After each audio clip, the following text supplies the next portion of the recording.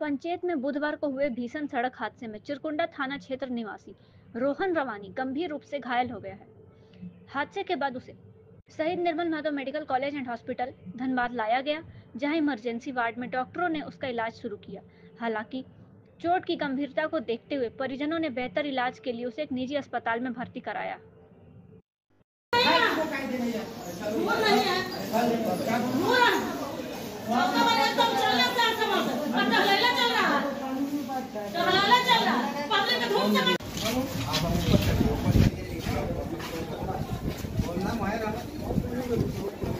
पंचित में road accident हुआ है बच्चा का मेरा। क्या नाम है इनका? रोहन रवानी।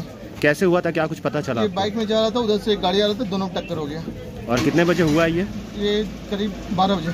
अभी कहाँ जा रहे हैं इसको लेकर? अभी हम इसको सर्विस हॉस्पिटल लेके जा रहे हैं। आपका क्या नाम हुआ? सूरज रवानी। भाई आपके ये कौन है? ये भतीजा। चलिए।